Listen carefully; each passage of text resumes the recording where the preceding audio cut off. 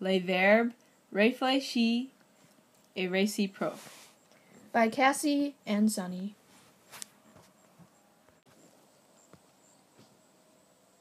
What do you think these verbs are used for? They represent actions acted on yourself, on you, on him or her, on us, on you, plural you, and on them. Reflexive verbs are special because they use these following pronouns in their conjugation. Me, te, se, nous, vous, ce. What is the difference between reflexive verbs and reciprocal verbs? Reflexive verbs can use any type of subject, plural or singular. But reciprocal verbs can only use plural verbs, like we, plural you, and they. That's because reciprocal verbs have the specific meaning of to each other, while reflexive verbs means, for example, you brush your own teeth, or they brush their own teeth. Reciprocal verbs have to mean they brush each other's teeth, which is kind of weird.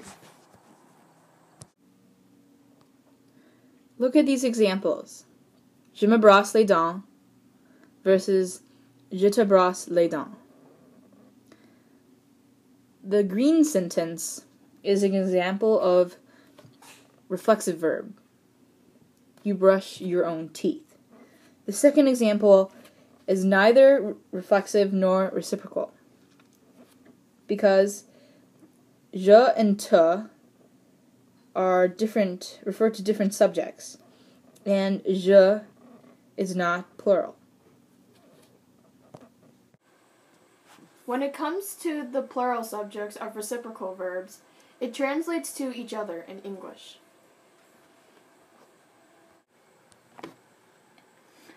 Reflexive verbs can use any subject, including plural, and it takes on the meaning of acting on self. So the subject acts on the subject. Remember these two notes. It's Ontero time! Read the following passage and decide which verbs are reflexive or reciprocal. Nous, Bush et Shani, nous voyons dans le forêt. Shani, il se met en colère quand un cerf le frappe. Moi, je m'amuse avec les lapins. Time's up! Nous voyons is an example of a reciprocal verb. Se met and m'amuse are reflexive verbs. Yay! When it comes to reflexive or reciprocal verbs in the past tense, or passé composé, normally you would write it out starting with the subject, plus the pronoun, plus the auxiliary verb, and then the conjugated verb. The auxiliary verb normally needs the conjugated verb of être, never avoir. And then the conjugated verb has to agree with the subject, depending if it's feminine or masculine, or plural. So it's basically the same as normal, except you stick the pronoun in front of the auxiliary verb. Je me réveillais. What is wrong with this sentence? It uses avoir. The correct way is je me suis réveillé. Me, te, and se need to use an apostrophe when they come before a vowel, however. Nous and vous don't. Now look at this sentence. Ils sont s'aimer. What's wrong with it?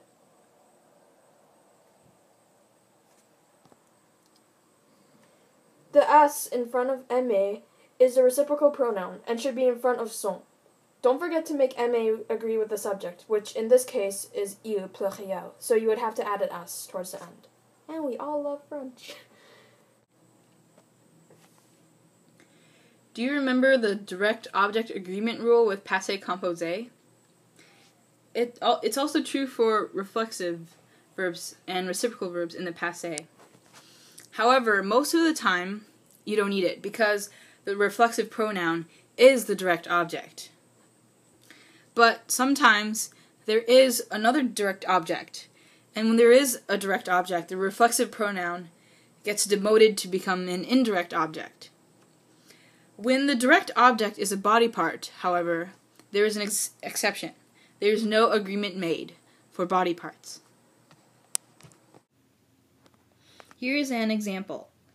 Il se lave. He washes himself. Lave agrees with se, which is a male se, because the subject is il. So se, the pronoun, is the direct object. But now we add il se lave les mains. Now the direct object is the hands.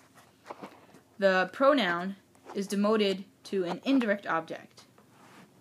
And les mains is plural, so you might want to add an S after lave, but that would be incorrect because les mains is a body part. Now let's look at sentences used in the negative.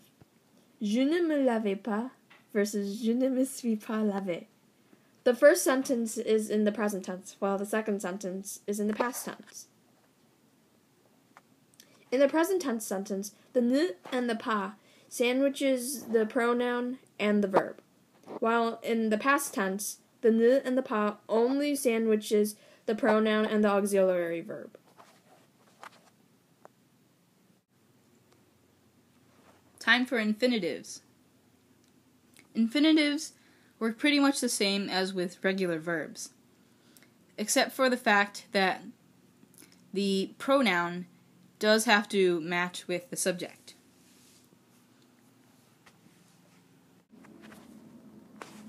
Now let's look when it's used in the imperatif or imperative form. Comme toi versus ne te comme pas. When it comes to regular ER verbs, the S is normally not included in the conjugation. When it's negated, the ne and the pas sandwiches the pronoun and the conjugated verb. Now, how do you use reflexive and reciprocal verbs in inversion? Inversion is used to ask questions. So let's invert to cache. In the present tense, it is te cache tu. Tu is brought behind te and cache, and a dash is added to connect it. To negate this, ne and pas sandwiches the entire thing. In the past tense, it becomes te tu cache. The tu goes behind te and a, the pronoun and the auxiliary. Cache, the conjugated verb, is left out of the party. When the passé composé inversion is negated, ne and pas sandwich te tu. Again, cache is left out of the party. Now, underlined in yellow is an S. This is why I chose the subject tu for this example, because tu is also an exception. In inversion, when tu is used with ER verbs, the S must be removed. The second letter I underlined in green is the letter E. This E shows that agreement still must be made in passé composé in inversion.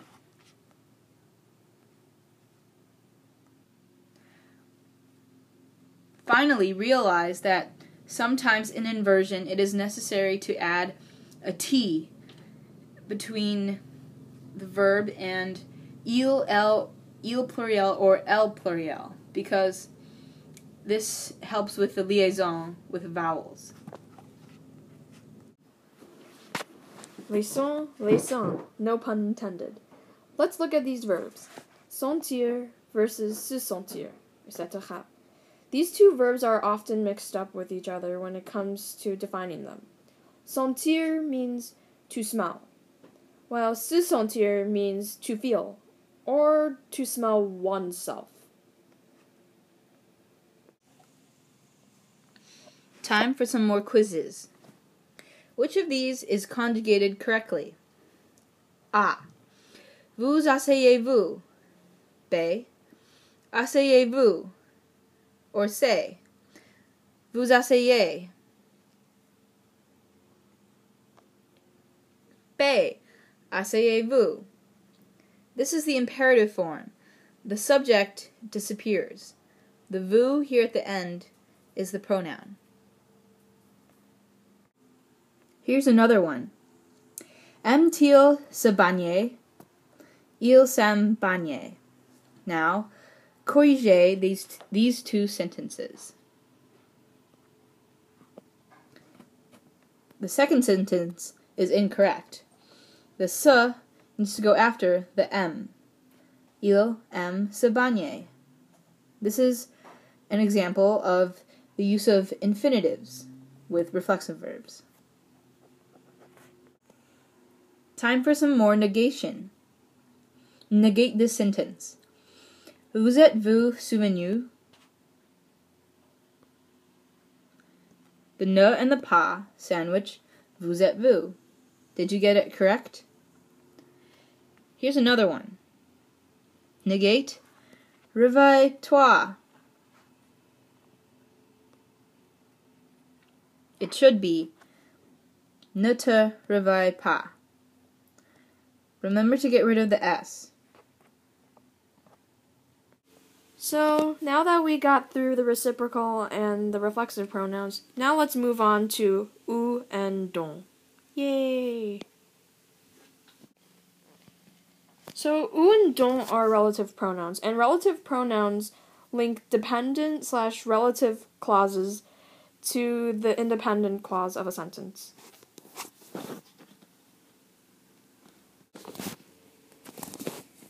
Here's a list of all the relative pronouns that you know. Qui, que, lequel, And the other forms of it. ou, dont, et, ce que, ou ce qui, etc. We're going to focus on ou and dont.